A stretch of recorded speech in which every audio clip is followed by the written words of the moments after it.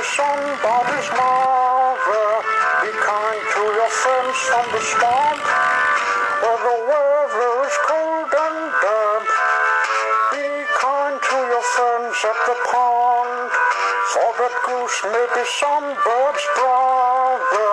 Be kind to the frogs and those with the fins, so they'll want you to come back again. Be kind to your web-footed friends, for a duck may be somebody's mother. Be kind to your friends from the swamp, where the weather is cold and damp. Now you may think it's the end. Well, it is. One afternoon, Sean was riding Rosie. She was showing him a line to Palmer's branch line. "This is where I like to go, so does everyone," said Rosie.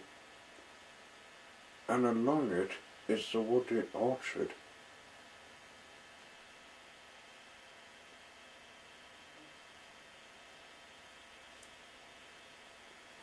"Tie Guy lives there, a great brother of Toby he is, but he has a different colour, like I had." "What lies in that clearing we passed?" asked Sean. "That? Oh, that's the ruins of Port Arthur Castle. It's never restored these days," said Rosie. "Why not?" "Well, for one thing, it has a history of convicts who try to be good, but the guards are only bullies. They get deadly hard on them." "Why the castle taken down?" "Well, in my opinion, it isn't really friendly," Rosie explained its history. "Crumbs," said Sean. "I wouldn't like to respect it when it's criminal style." "And what lies beside Tie Guy's branch line?" asked Sean again. "Beside it is Remarkable Cave," said Rosie.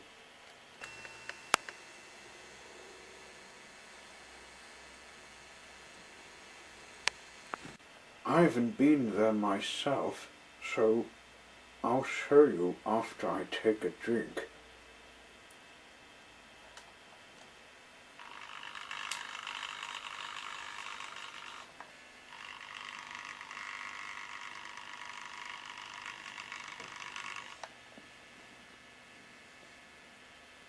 They went to Remarkable Cave and stopped at the top of the gorge. "Wow, it's a long way down," said Sean, remarking.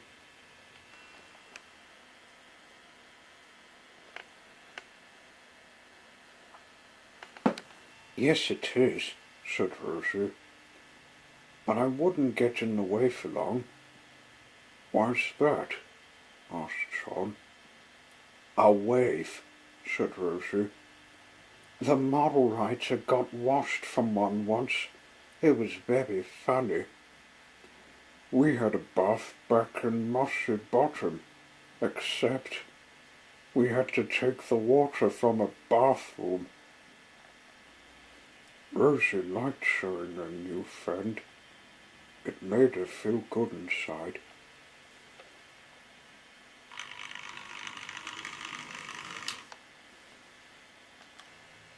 On the way back, she showed Sean another clearing.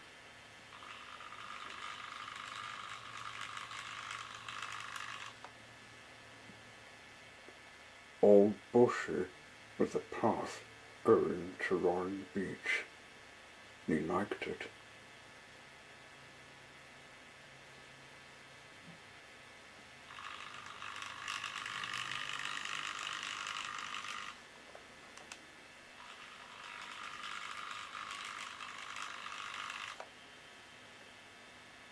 When they left, Rosie noticed a police car out on patrol. Huh? It made her boiler go a little cold, and her face seemed frightened. It was the same police car they encountered the hour before. Oh, oh! Sean hid in the shadows of her cab to stay out of sight. The police car came up beside her, and out came the police officer. "Hello, Rosie.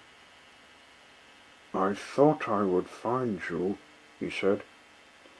"Why didn't you stop?" "I'm sorry, sir. It was my brakes. They broke off when I was climbing the hill," said Rosie. "But I was looking for some animals. Do you know where they've gone?" asked the officer. "I don't know," said Rosie. "To think of animals, I know nothing." "We don't go to a zoo for training," said the driver. "So we don't either."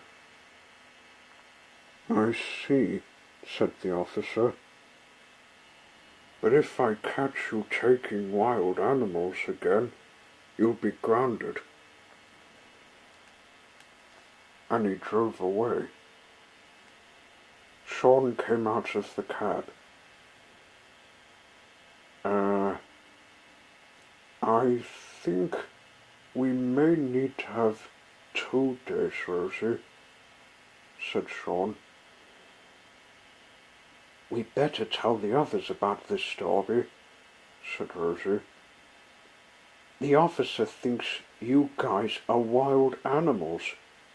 "Ooh. We're not wild, we're farm animals."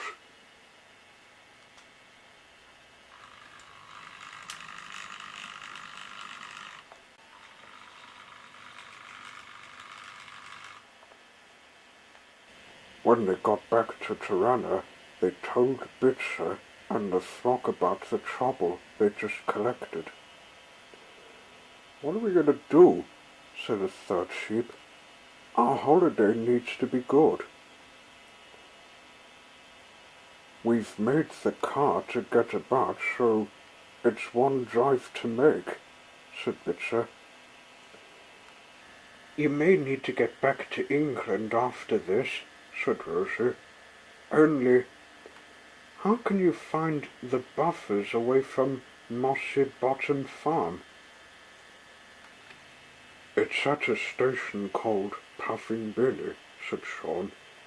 "Beside the station, there's a trunk that has a door to get us home."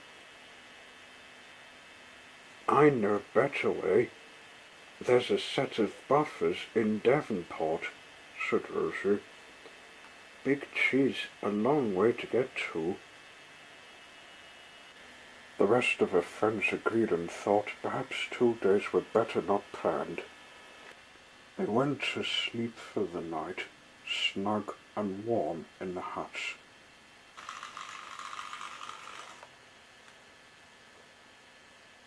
Rosie slept in a shed, which she found when arriving here. The next morning they drove the car to find a shop so as to buy a map and take back so they could remember their first adventure on Tasman Sodor. Rosie waited while her crew set up a fire.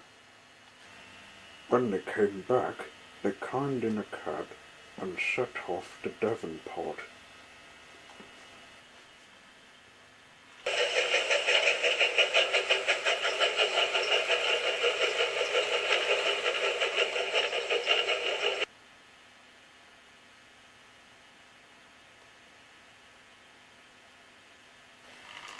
As they went back the way they came, They looked about for the police car. It wasn't about, so they went on calmly. At last they came to Devonport.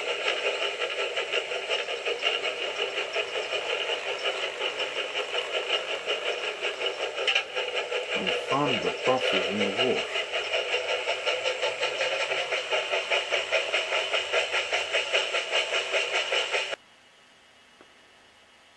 I hope we beat the farmer home, said Rosie. We enjoyed visiting Tasmania, said Sean. I'll never forget Tirana. So do we all, said Bitzer.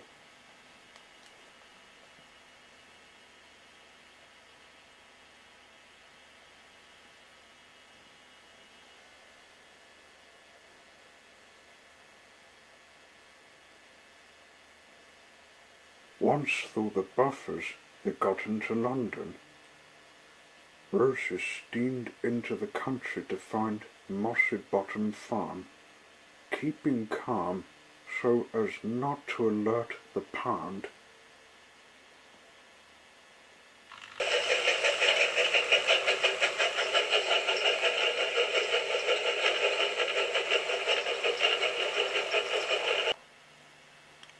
After long chaff, they came home and the farmer was not about.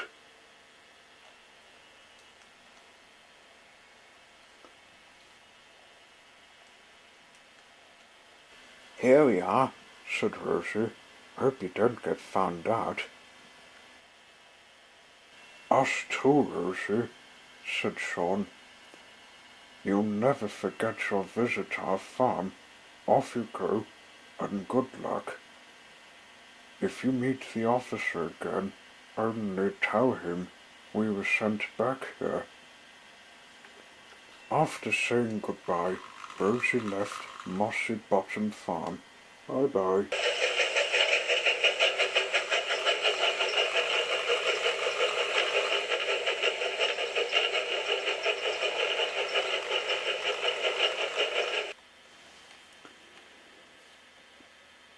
As soon as she got back to London, she felt tired. Her running about made her wheel sore. Phew! I need a rest after this, thought Rosie. Oh! She saw the railway museum, so went inside to rest her wheels.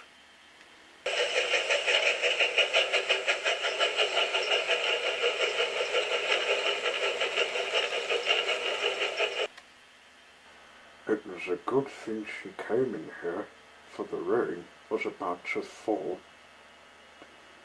Once in a berth, she closed her eyes to rest. She thought about her new friends. I hope I can see them again someday.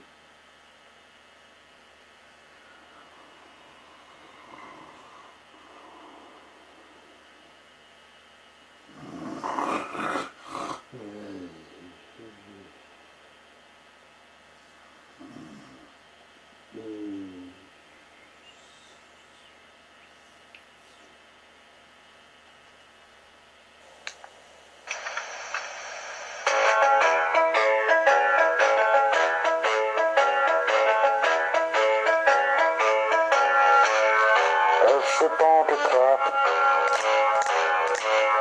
everybody sing, la la la la la, bow to your partner, then you turn around, hands in the air, rock by a bear, but there's no sleep, there's no sleep.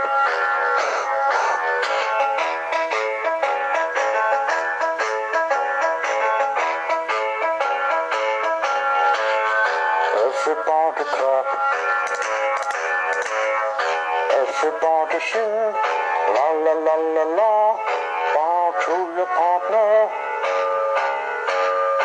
Then you turn around, hands in the air, rock by your bed. There's no sleep, there's no sleep.